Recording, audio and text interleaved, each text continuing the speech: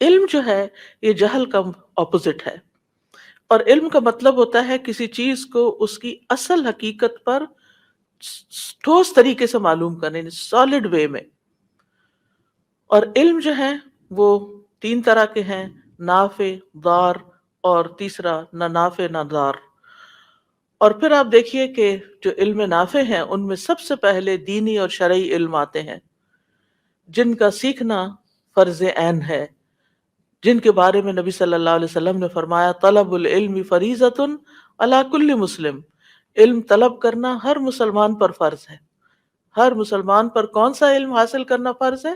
جس سے وہ اپنا ایمان بچا سکے، جس سے وہ اپنی آخرت میں کامیابی حاصل کر سکے۔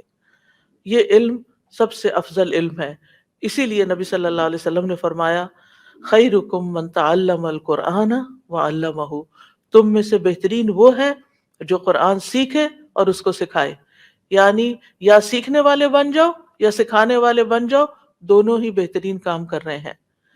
دوسری طرح کا علم دنیاوی علم ہے، اور اس میں بھی نفع مند علوم موجود ہیں جو زندگی گزارنے کے لیے انسان کے بہت ضروری ہیں، جیسے طب ہے، میڈیسن ہے، تجارت ہے، بزنس ہے، زراعت ہے، صنعت ہے، اسکلز ہیں مختلف طرح کی جو انسان کی زندگی کو گزارنے کے لیے فائدہ مند ہے۔ مثلا کپڑے کیسے بنائے جاتے ہیں، گھروں کی کنسٹرکشن کیسے ہوتی ہے، گاڑیاں کیسے بنتی ہیں، یہ سارے علم نافع ہیں کیونکہ یہ انسان کی ضروریات پوری کر رہے ہیں۔ اور یہ علم جو ہے اس کا سیکھنا مسلمان پر فرض کفایہ ہے۔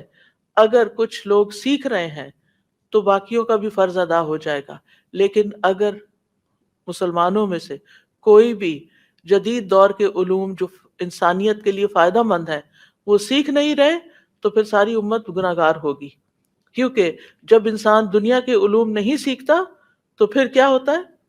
وہ پیچھے رہ جاتا ہے، اور جب آپ پیچھے رہ جاتے ہیں تو آپ پر ذلت اور محتاجی مسلط کر دی جاتی ہے، پھر فیصلے آپ کے ہاتھ میں نہیں رہتے، فیصلہ وہی کرتا ہے جو علم کی پاور رکھتا ہے، جس کے پاس علم ہوتا ہے۔ ہم دیکھتے ہیں کہ انبیاء علیہ السلام کو بھی اللہ تعالیٰ نے مختلف سکلز سکھائی تھیں، جیسے داؤد علیہ السلام کو لوہے کی صنعت کا علم سکھایا گیا تھا۔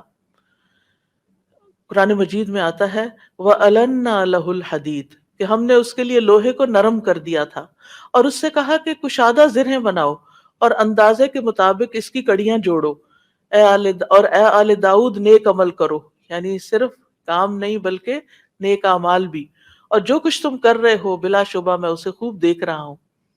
اور داؤد علیہ السلام کی عبادت کا بھی حال آپ کو معلوم ہے کہ کس طرح وہ عبادت کرتے تھے، کس طرح وہ روزے رکھتے تھے، ایک دن روزہ رکھتے تھے ایک دن نہیں، اس کے باوجود کام کرتے تھے، لوہے سے زریں بناتے تھے، لوہے کا فن جانتے تھے۔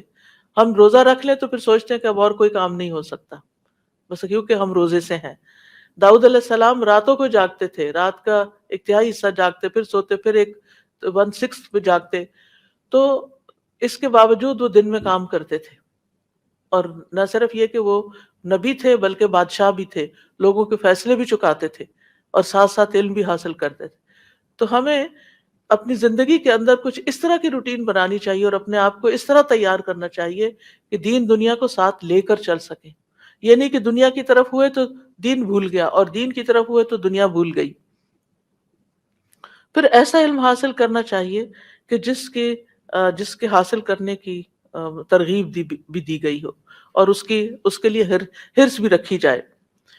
نبی صلی اللہ علیہ وسلم نے فرمایا جس چیز سے تمہیں حقیقی نفع پہنچے اس میں حرص رکھو، احرص علی ما ینفعک، جو چیز فائدہ دیتی ہے دین میں دنیا میں اس کی حرص رکھو، وَاسْتَعِنْ بِاللَّهِ، اور اللہ سے مدد مانگو، وَلَا تَعْجِزْ، اور مایوس ہو کے نہ بیٹھ جاؤ، عاجز ہو کے نہ بیٹھ جاؤ، میں نہیں کر سکتا، I can't do it، ہمت نہیں ہارو، محنت کرو، آگے بڑھو۔ پھر آپ دیکھیے کہ سب سے ضروری علم جس کا سیکھنا واجب ہے وہ کیا ہے؟ فَاعْلَمْ أَنَّهُ لَا إِلَٰهَ إِلَّا اللَّهُ، علم حاصل کرو، جان لو کہ بے شک اللہ کے سوا کوئی معبود نہیں۔ سب سے پہلا علم جو انسان کو سیکھنا چاہیے وہ توحید کا علم ہے، اللہ تعالیٰ کے ایک ہونے کا، وحدانیت کا۔ اس کے بعد عبادات کا علم حاصل کرنا چاہیے، کیونکہ اللہ نے ہمیں اپنی عبادت کے لیے پیدا کیا ہے۔ ہمیں سیکھنا چاہیے کہ ہم وضو کیسے کریں، طہارت کس چیز سے ہوتی ہے، کس چیز سے طہارت ختم ہو جاتی ہے، تیمم کیسے کرتے ہیں، بیمار ہو جائیں تو نماز کیسے پڑھتے ہیں. یہ سب چیزیں سیکھنے سے تعلق رکھتی ہیں. یہ نہیں کہ جس وقت بیمار ہوئے تو پھر آپ کسی کو فون کریں کہ مجھے بتائیں تیمم کیسے کرتے ہیں اور تیمم کی مٹی میں کہاں سے لاؤں. یہ سب چیزیں ہر گھر میں پہلے سے ہی ہونی چاہیے، کیونکہ بیماری کا تو کوئی پتہ نہیں. گھر کے کسی بھی انسان کو کسی وقت کچھ بھی ہو سکتا ہے، تو کیا نماز چھوڑ دی جائے گی؟ افسوس یہ کہ بعض لوگ لا علمی اور جہالت کی وجہ سے کئی کئی دن کی نمازیں چھوڑ بیٹھتے ہیں، حالانکہ نماز تو ایک وقت کی بھی معاف نہیں ہے. کیسے چھوڑ دی؟ کیسے دل مانا کہ نماز چھوڑ دی جائے؟ اگر جسم میں سخت نہ بھی ہو، ہل بھی نہ سکتے ہو اور کچھ بھی نہ کر سکتے ہو، تب بھی جب وقت آ جائے تو زبان ہلتی ہو تو نماز پڑھ لیں، اور اگر زبان بھی نہیں ہلتی تو دل دل میں پڑھ لیں، لیکن نماز نہیں چھوڑی جا سکتی. جی، تیمم پیکس بھی الحمدللہ الہدا اسٹال پر موجود ہیں. ہر گھر کے اندر وہ پیک ہونا چاہیے. احتیاطی طور پر جیسے اور چیزیں رکھی ہوتی ہیں وہ موجود ہونا چاہیے، تاکہ اگر کسی وقت بھی کوئی ایسی کیفیت ہے کہ پانی سے نقصان ہو رہا ہے یا اٹھ کے وضو کرنے کی ہمت طاقت نہیں، تو انسان تیمم کر لے. پھر اسی طرح یہ کہ نماز کیسے پڑھیں. حی علی الصلاۃ کورس جو ہے وہ آپ میں سے ہر ایک کو کرنا چاہیے کہ نماز کے سارے سٹیپس پتہ ہوں. پھر یہ کہ نماز میں خشوع کیسے لائیں. پھر دیگر عبادات، آج کل رمضان ہے تو روزے کیا یعنی کس چیز سے روزہ بریک ہوتا ہے اور کس چیز سے وہ مکروہ ہو جاتا ہے. روزے سے متعلق جتنے بھی احکامات ہیں، پھر اعتکاف ہے، پھر اس کے بعد عید آ رہی ہے، عید کیسے منائیں، یہ ساری چیزیں سیکھنے سے تعلق رکھتی ہیں. پھر اسی طرح یہ تو ضروری علم ہے جن کے بغیر گزارا ہی نہیں.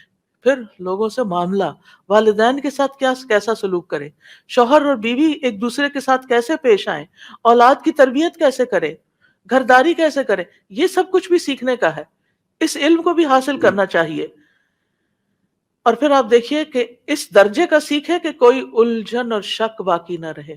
آج میں اگر پوچھوں کہ سجدہ صاحب کب کیا جاتا ہے تو بہت سے لوگ شک کا شکار ہوں گے، پتہ نہیں اس چیز پہ سجدہ صاحب ہے یا نہیں. اور کیا ہم نماز میں بھولتے نہیں ہیں؟ ہم سب بھول جاتے ہیں کچھ نہ کچھ. تو جب سجدہ صاحب ہی نہیں کرنا آیا تو ہم نے تو نماز ناقص کر دی اپنی. یہ بھی سیکھنے کی چیز ہے. پھر اسی طرح ہمیں حلال حرام کے بارے میں سیکھنا چاہیے. کیا چیزیں اللہ نے ہمارے لیے حلال کی ہیں، کیا چیزیں ہمارے لیے حرام ہیں، ہم کیا کر سکتے ہیں کیا نہیں.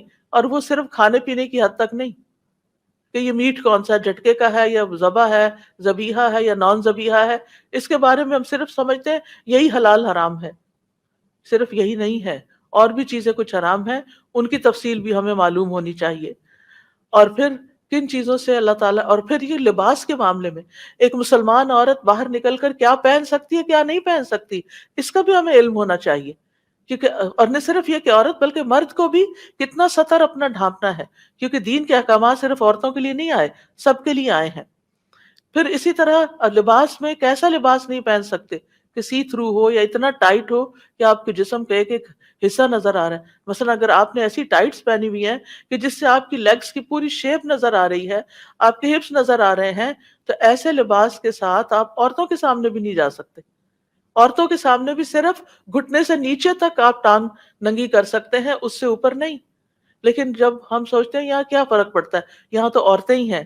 نہیں، عورتیں بھی ہیں، تب بھی آپ کے جسم کے یہ حصے ڈھکے ہوئے ہونے چاہیے. آپ لانگ شرٹ پہن لیں، اگر آپ کو بازار میں ایسے پاجامے نہیں ملتے کہ جس سے آپ کھلے ہوں، کھلے ٹراؤزر کے جس سے آپ کی لیگز کا سائز نہ پتہ چلے، تو پھر آپ کھلے پہنے. نہیں ملتے تو پھر آپ لانگ شرٹس پہنے یا کوئی اسکرٹ پہنے کہ جس سے آپ کا جسم ڈھک جائے. اور پھر آپ دیکھیے کہ ہمیں یہ سیکھنا چاہیے کہ ہمیں اللہ تعالیٰ نے اور کن کاموں کا حکم دیا اور کن کاموں سے روکا ہے. دنیا میں اگر ہم آئے ہیں اور زندگی گزار رہے ہیں اور دنیا کے پیچھے ہم بھاگ رہے ہیں، تو ہمیں یہ بھی پتہ ہونا چاہیے کہ آخرت میں کیا چیزیں فائدہ دیں گی اور کن چیزوں سے نقصان ہو جائے گا. وہ جو ہمیشہ کی زندگی ہے، وہاں کے انٹری ٹیسٹ میں جنت کا انٹری ٹیسٹ کیا ہے، وہاں کے لیے کیا ریکوائرمنٹس ہیں، کون سی چیزیں جنت میں جانے میں رکاوٹ پیدا کر سکتی ہیں، ان سب چیزوں کو بھی ہمیں سیکھنا ہے.